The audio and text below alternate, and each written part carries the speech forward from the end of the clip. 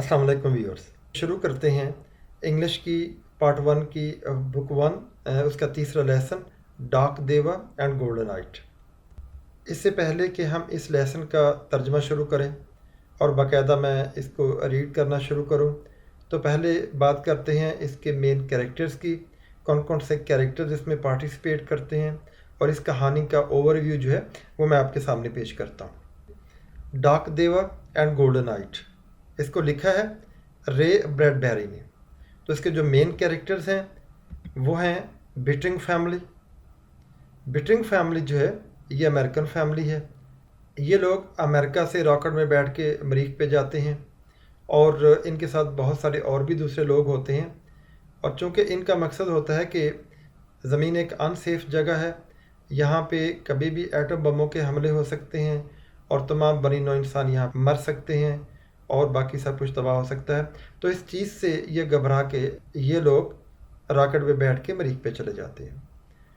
तो आपको ये भी बताता चलो कि ये आज की बात नहीं है बल्कि फ्यूचर अमेरिका की बात है। तो ये जो स्टोरी है राइटर ने फ्यूचर अमेरिका के बारे में लिखी है, किस तरीके से लोग जो हैं वो रॉकेट में बैठ के ज़मीन को छोड़ के दूसरे सैयारों पे जाया करेंगे और इसी तरह ये लोग भी ज़मीन को छोड़ के मरीख पर रहने के लिए रॉकेट में बैठ के यहाँ पे पहुँचे हैं।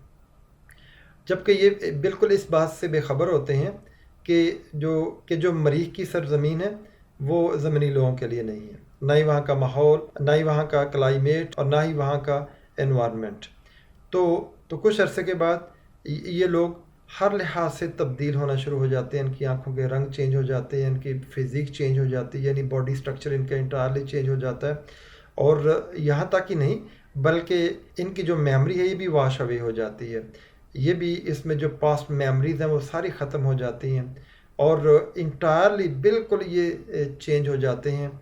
और फिर कुछ अरसे के बाद तो इसी दौरान इनको जो है ना वो रेडियो पे जो है ना एक फ्लैश न्यूज़ सुनाई देती है कि न्यूयॉर्क के ऊपर एटम बमों ने हमला कर दिया और जितने भी रॉकेट्स हैं वो ब्लोन अप हो जाते हैं, वो धमाके से उड़ जाते हैं। अब मज़ीद जो रॉकेट है वो मरीख के ऊपर नहीं आएंगे। तो ये लोग बड़े परेशान होते हैं मगर मजबूरी है, ज़ाहरा अब इनको मरीख के ऊपर ही रहना होता है। तो इस दौरान वहाँ का मरीख का जो इन्वायरमेंट है, वहाँ का जो क्लाइमेट है, वहाँ का जो आबो हवा है वो आहिस्ता आहिस्ता बेतदरीज इनकी बॉडी को, इनकी फ़िज़ीक को, इनकी मेमोरी को हर लिहाज से चेंज करती चली जा रही है। यहाँ तक ये अपनी माजी को भी आस्ता आस्ता भूलना शुरू हो जाते हैं। तो 5 सालों के बाद एक रॉकेट दोबारा मरीख पे उतरता है आके, जो ज़मीन से जाता है। तो उससे पहले उनकी बात करते हैं, तो इसके मेन कैरेक्टर्स की बात करते हैं। बिटरिंग फैमिली होती है, हैरी, कोरा, डैन, लारा और डेविड। ये हैरी और कोरा दोनों मियाँ बीवी होते हैं। डैन, लारा और डेविड ये तीनों उनके बच्चे होते हैं। नेक्स्ट इसमें 2 और कैरेक्टर्स हैं जो स्टोरी के आखिरी पेज के ऊपर आके नमूदार होते हैं, यानी स्टोरी के बिल्कुल एंड पे, जब इस दौरान 5 साल गुजर चुके होते हैं और दोबारा ज़मीन से ये कैप्टन और लेफ्टिनेंट 2 शख्स आकर लैंड करते हैं रॉकेट पे मरीख के ऊपर। और वो जो है ना कैप्टन लेफ्टिनेंट को भेजता है कि भाई वो जो अमेरिकन लोग थे, ज़मीनी लोग थे, हम उनको बचाने के लिए आए हैं, तो ज़रा उनको ढूंढें कि वो कहाँ कहाँ पे आबाद हैं। लेफ्टिनेंट जाता है, वहाँ का चक्कर लगा के आता है, इर्द गिर्द वहाँ पे फिरता है और उनको ये ज़मीनी लोग दिखाई देते हैं, मगर ये समझ ही नहीं पाता कि वो ज़मीनी लोग हैं, ये मरीखी लोग हैं। और वो जो ज़मीनी लोग ऑलरेडी वहाँ पे थे उनमें से कुछ लोग तो मर खप जाते हैं, कुछ लोग जो बच जाते हैं उनसे इसकी मुलाकात होती है। और वो चूँकि उनकी फ़िज़िक बिल्कुल चेंज हो चुकी होती है और उनका पास्ट बिल्कुल इरेज हो चुका होता है, यानी वो अपनी याददाश्त भुला चुके होते हैं, तो ये उनको समझता है कि ये मरीखी लोग हैं और उनकी कुछ तारीफ़ें भी करता है। वो बड़े पोलाइट हैं, बड़े शाइस्ता और महज़ब लोग हैं और इस लिहाज से कि और ये भी कि वो इंग्लिश बड़ी जल्दी से सीख जाते हैं। हालांकि इंग्लिश उनकी अपनी ज़ुबान थी, तो इस लिहाज से वो इंग्लिश को इसलिए नहीं भूले हैं, तो वो डेली इंग्लिश में ही कम्युनिकेट करते थे। तो बाकी जितने भी पास था, जितना माजी था, उनका सारा वो बुला चुके होते हैं। तो व्यूअर्स आइए इसको शुरू करते हैं, डार्क देवा एंड गोल्डन नाइट। डार्क देवा एंड गोल्डन नाइट, स्याह उनके चेहरे थे और सुनहरी आंखें थीं। The rocket metal cold in the मीडो winds, rocket की दाद चरागाह की हवाओं में ठंडी होती चली गई। Its lid gave a bulging pop, इसके ढकने ने एक जोरदार खुलने की आवाज पैदा की। From its clock interior stepped a man, a woman and 3 children. इसके कैबिन के अंदर से एक आदमी, एक औरत और 3 बच्चे बाहर आए। The other passengers whirled away across the Martian meadow. दूसरे मुसाफिर भी तेज तेज घूमते हुए मरीख की चरागाहों के पार चलते चले गए। Living the man alone among his family. उस आदमी को अपने खानदान वालों के साथ तन्हा पीछे छोड़ते हुए मरीख की चरागाहों के पार जो दूसरे मुसाफिर है वो तेज तेज चलते चले गए। The man felt his hair flutter. उस आदमी ने अपने बालों को फड़फड़ाते हुए महसूस किया। अब फड़फड़ाना उर्दू में अगर लिखना बस वर्ड्स के लिए मुश्किल होता है कि उसके प्रॉपर जो है ना वो इमला या स्पेलिंग जो है उनको लिखना, तो मैंने बिल्कुल एग्जैक्टली इसके दाएं साइड पे अगर यहाँ पे आप देखें तो यहाँ पे राइट साइड पे ये उर्दू में मैंने इसको लिख भी दिया है और यहाँ पे इसके साथ सिनोनिम भी लिख दिए हैं। The man felt his hair Flutter.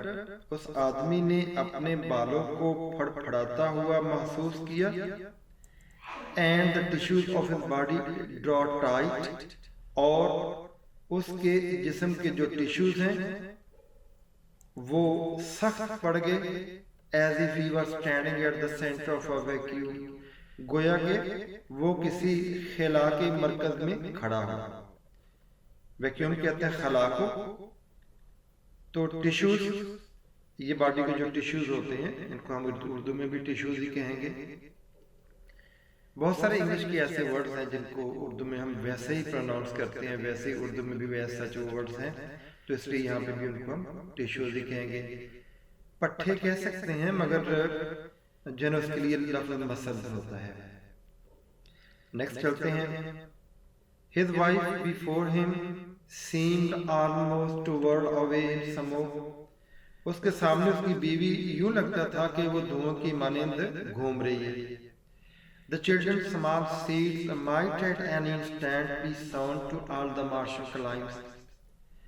बच्चे जो छोटे बीजों की मानिंद होते हैं वो किसी भी लम्हे मरीख की आबो हवा के साथ खुद को उसके मुताबिक बना लेंगे। एनी इंस्टेंट किसी भी लम्हे, यानी मुरादी के बहुत जल्द वो मरीख की आबो हवाओं के साथ खुद की मुताबिकत कर लेंगे। The children looked up at him. बच्चों ने अपने बाप की तरफ देखा। As people look the sun to tell what time of their life it is. जैसे लोग सूरज की तरफ देखते हैं ये बताने के लिए कि उनकी जिंदगियों का क्या टाइम हो गया है, उनकी जिंदगियों का क्या वक्त हो गया है। His face was cold. उसका चेहरा यानी उनके बाप का चेहरा, उस आदमी का चेहरा ठंडा था। यहाँ से कोल्ड के मतलब ठंडा, संजीदा। ठीक है, नेक्स्ट चलते हैं। What's wrong? asked his wife. उसकी बीवी ने पूछा क्या बात है। What's wrong? यानी जब आप इससे पूछते हैं कि कोई गड़बड़ है, कुछ गलत है, तो इसलिए पूछा जाता है व्हाट्स रॉन्ग। तो हम इसका उर्दू तर्जुमा करेंगे क्या बात है। Let's get back on the rocket. आइए रॉकेट की तरफ वापस लौट जाए। Go back to the earth, तो वो कहती है जमीन की तरफ वापस लौट जाए। यस लिसन, तो वो आदमी कहता हाँ सुनो, यानी जो कान से एक कान लगा के कुछ गौर से सुनो, इससे मुराद ये। The wind blew as if to flake away their identities. हवा यूं चलती थी गोया के उनकी शनाख्तों को मसख कर डालेगी, खराब कर डालेगी। At any moment the Martian air might draw his soul from him. किसी भी लम्हे मरीख की हवा उसके जिस्म से रूह निकाल लेगी। As marrow comes from a white bone, जिस तरह हड्डियों, सफेद हड्डियों से उनका गोदा निकल आता है। ये मैरो गोदे कहते हैं जो सफेद गोदा होता है हड्डियों के अंदर। यानी ये बहुत तकलीफ की बात है कि जो है ना वो आदमी यूँ महसूस कर रहा था कि ये जो हवा चलती है वो किसी भी लम्हे उसके जिस्म से उसकी रूह को निकाल लेगी।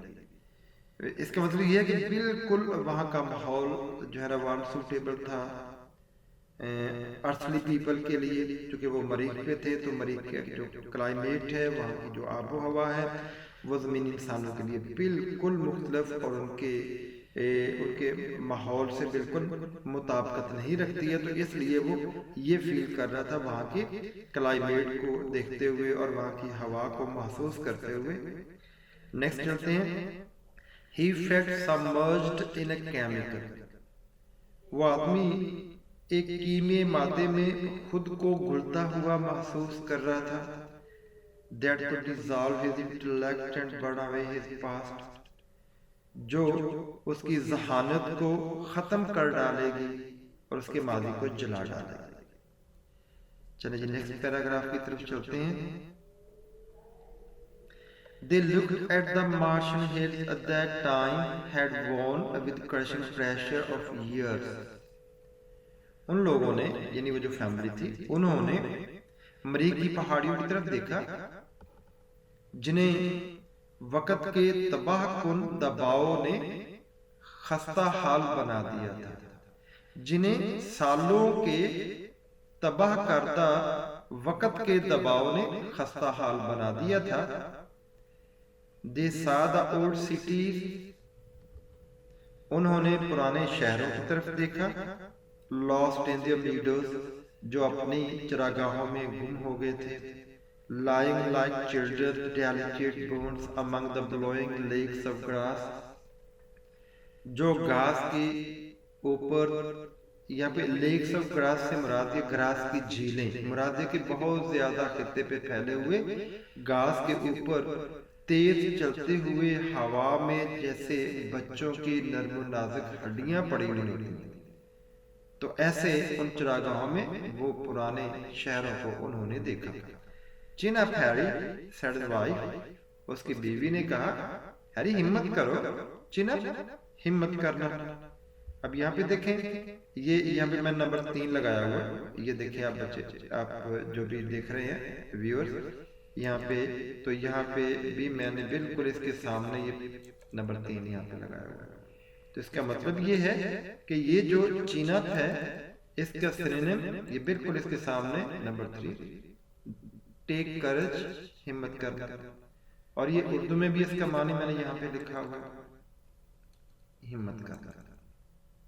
ठीक है, तो इस लेसन के इख्तिताम पे जब हम ये लेक्चर ख़त्म कर लेंगे तो इस वीडियो के बिल्कुल नीचे मैंने इसका लिंक भी दे दिया है, जहाँ से आप इसके नोट्स जो है ना वो डाउनलोड भी कर सकते हैं। न सिर्फ इसके नोट्स, ये सिनोनिम, इनके मानी, बल्कि इस लेसन के क्वेश्चन आंसर भी जो है वो साथ मैंने लिख दिए हैं, तो वो स्टूडेंट्स के लिए बड़े बेनिफिशियल हैं। तो आप उनसे इस्तेफादा उठाएं और उसको डाउनलोड करके याद करें वहाँ से। चलिए ये आगे चलते हैं। Said his wife, उसकी बीवी ने कहा, It's too late, काफी देर हो गई है। We have come over 60 million miles, हम यहाँ पे तकरीबन 60 मिलियन मील का फासला तय करके पहुंचे।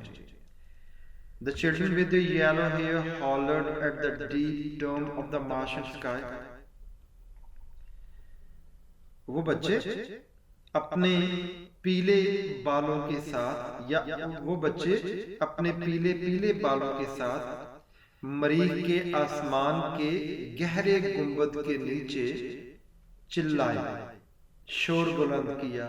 हॉलर का मतलब है शोर बुलंद करना, चिल्लाना। ये यहाँ पे इसका मानी लिख दिया मैंने और यहाँ पे इसके सिनोनिम आपकी रहनुमाई के लिए। There was no answer, कोई जवाब नहीं था उनके शोर मचाने का, उनके चिल्लाने का। But the racing hiss of wind through the stiff grass, मगर सवाए उस सख्त घास में से चलती हुई तेज हवा की आवाज के अलावा, he picked up the luggage in his cold hands, उस आदमी ने अपना सामान अपने ठंडे हाथों में पकड़ा। Here we go, आइए चलते हैं। ही सेड, उसने कहा। A man standing on the edge of a sea, एक आदमी जो समुद्र के किनारे पे खड़ा होता है।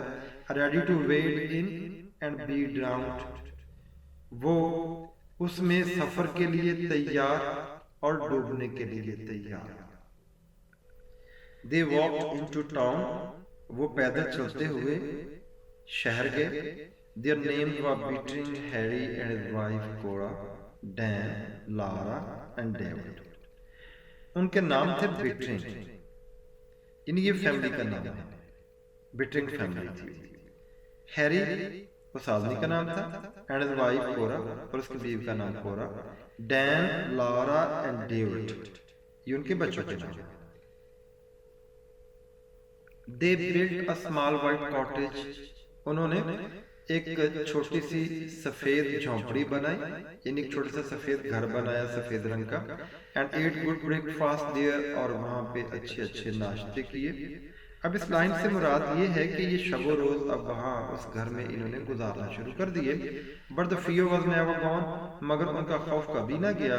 It lay with mister Bittering and Mrs. Bittring, a third unbeaten partner at every midnight talk, at every dawn awakening.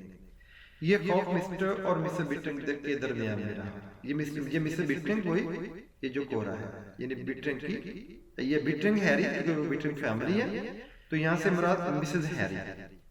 तो मिसेस बिटरिंग, कोरा सेम उसकी बीवी। तो ये खौफ मिस्टर और मिसेस बिटरिंग के दरमियान मौजूद रहा। हर आधी रात के दौरान होने वाली बातचीत के वक्त एक बिन बुलाए मेहमान की तरह वो खौफ मिस्टर और मिसेस बिटरिंग के दरमियान मौजूद रहा। एट एवरी डॉन अवेकनिंग, हर होने वाली तुलुए सहर के वक्त भी वो खौफ उनके दरमियान मौजूद रहा। अनबीटन, यहाँ पे फिर आपको बता दूं, ये एक मुश्किल वर्ड आया है। तो बिन बुलाए मेहमान,